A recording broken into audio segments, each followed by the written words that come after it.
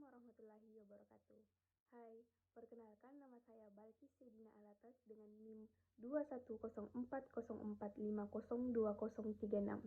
Di sini saya akan menjelaskan mengenai teori-teori kepribadian, yaitu teori psikoanalisis menurut Sigmund Freud.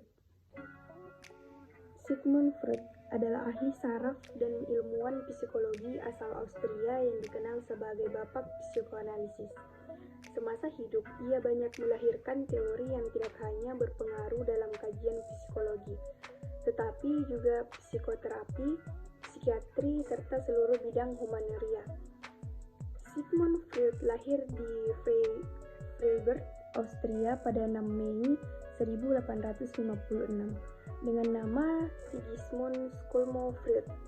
Ia merupakan putra dari Jakob Freud dan Amalia, sebuah keluarga keturunan Yahudi yang miskin. Nah, kemudian apa sih psikoanalisis itu? Teori psikoanalisis klasik merujuk pada istilah yang dipopulerkan oleh Freud. Secara garis besar, teori ini menyatakan bahwa ketidaksadaran pada individu memiliki peran yang utama dalam diri seseorang. Dengan landasan teori ini, Freud melakukan pengobatan mereka yang menderita gangguan psikis. Teori psikoanalisis Freud telah menjadi teori yang paling banyak digunakan dan dikembangkan hingga saat ini. Konsep teori ini digunakan untuk meneliti kepribadian seseorang terhadap proses psikis yang tidak terjangkau oleh hal yang bersifat ilmiah. Dengan metode psikoanalisis, Freud bermaksud mengembalikan struktur kepribadian pasien dengan cara memunculkan kesadaran yang tidak ia sadari sebelumnya. Dalam teori psikoanalisa dinyatakan bahwa hampir sebagian besar perilaku dipengaruhi oleh kekuatan dari unconscious dan energi fisik yang kita miliki juga banyak digunakan untuk menemukan ekspresi yang sesuai dalam unconscious. Sigmund Freud membagi kepribadian ke dalam 3 tingkat kesadaran. Yang pertama, alam sadar atau conscious. Kita sadar akan segala sesuatu yang ada di sekitar kita, yang dapat kita lihat dan rasakan, mencakup semua sensasi dan pengalaman yang kita sadari. Freud menganggap alam sadar itu aspek yang terbatas karena hanya porsi kecil di pikiran, sensasi dan ingatan yang siaga di alam sadar. Ia menghubungkan pikiran dengan sebuah gunung es di mana alam sadar berada di ujung es yang terapung. Kemudian yang kedua, alam prasadar atau pre-conscious, bagian di mana kita dapat menjadi sadar jika kita menghadirkannya. Waktu yang diperlukan untuk membawa informasi ke tahap conscious. Inilah yang disebut sebagai preconscious, merupakan gudang dari memori, persepsi dan pikiran kita di mana kita dapat secara sadar, siaga setiap waktu, tetapi kita dapat dengan mudah memanggilnya ke alam kesadaran. Kemudian yang ketiga, alam bawah sadar atau unconscious. Mental yang terjadi tanpa adanya conscious atau mungkin terjadi dengan adanya pengaruh yang khusus, merupakan fokus dari teori psikoanalisa. Bagian yang besar di dasar gunung es yang tidak kelihatan yang merupakan rumah dari insting, pengharapan dan hasrat yang mengarahkan perilaku kita dan tempat penyimpanan kekuatan yang tidak dapat kita lihat dan kita kendalikan. Kemudian selanjutnya yaitu struktur kepribadian menurut Sigmund Freud. Pada tahun 1923, Freud mengembangkan model struktur yang lebih formal bagi psikoanalisa. Freud memperkenalkan 3 struktur dasar dalam anatomi kepribadian yang masing-masing mempunyai fungsi yang berbeda, yaitu yang pertama, id merupakan tempat penyimpanan insting dan libido. Id merupakan struktur yang kuat dari kepribadian karena id menyediakan energi bagi kedua komponen lain. Insting berhubungan langsung dengan pemenuhan kebutuhan fisik dan berusaha untuk memenuhinya.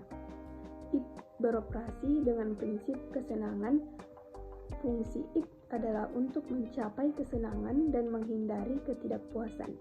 Id berjuang untuk mencapai kepuasan yang cepat dan tidak mentoleransi keterlambatan untuk kepuasan tersebut untuk alasan apapun.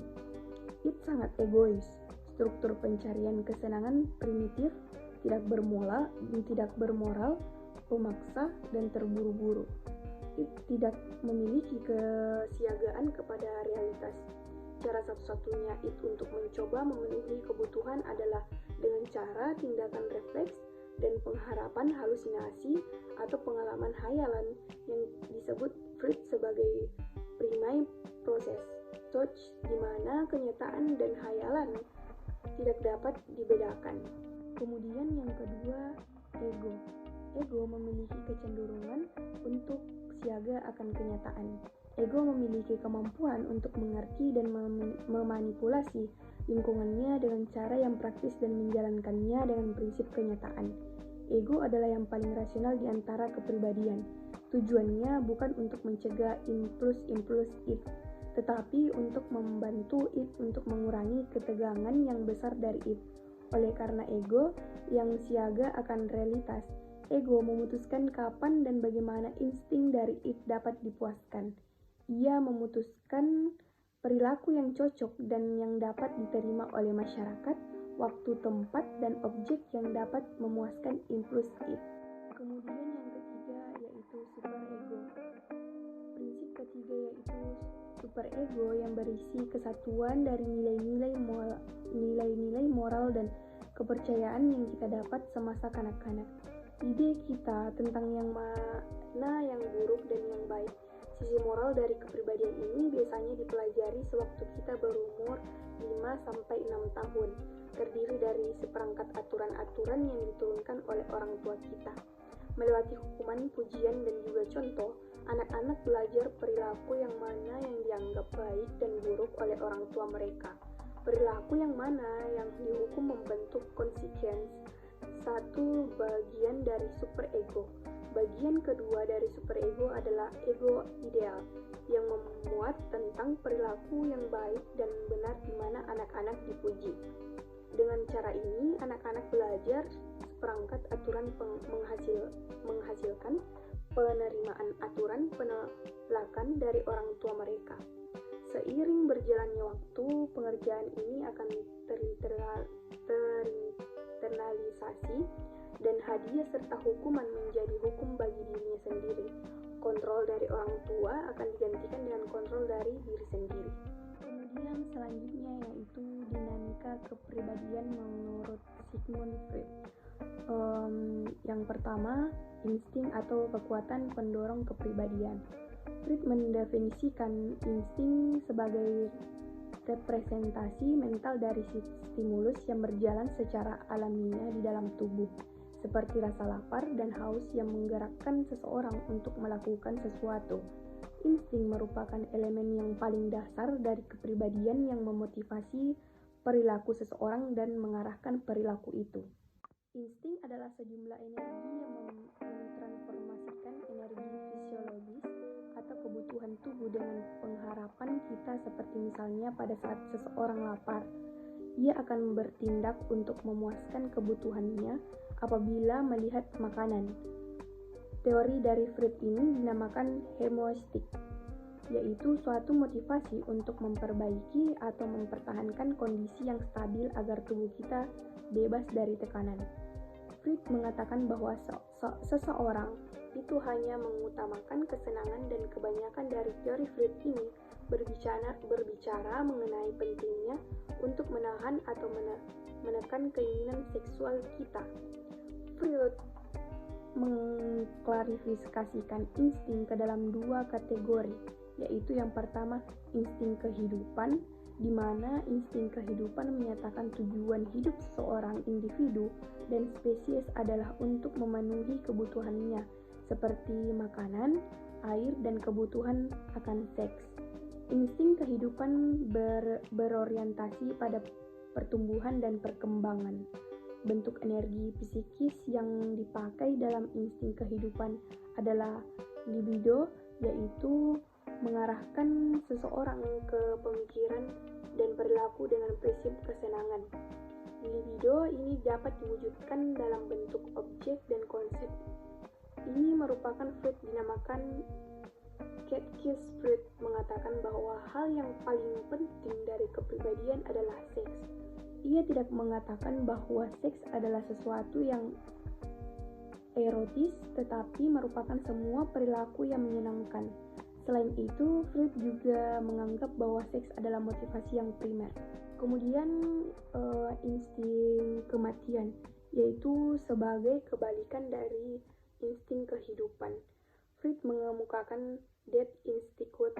Sesuai pembelajaran biologi, dia mengemukakan fakta yang jelas bahwa semua yang hidup dan rusak dan mati kembali pada dasarnya yang mati, dan dia mengemukakan bahwa manusia mempunyai keinginan tidak sadar untuk mati. Salah satu komponen dari death instinct adalah dorongan agresi, paksaan untuk menghancurkan, keinginan untuk berkuasa dan membunuh. Sebenarnya Freud tidak mengembangkan ide tentang insting kematian sampai akhir hidupnya. Namun pada saat kejadian-kejadian buruk terjadi seperti penyakit yang dideritanya memburuk dan kematian anaknya mempengaruhi Freud, maka ia menjadikan insting kematian dan agresi sebagai tema utama dari teorinya. Akan tetapi, konsep dan insting kematian ini tidak dapat diterima oleh sebagian orang termasuk pengikut setia Freud.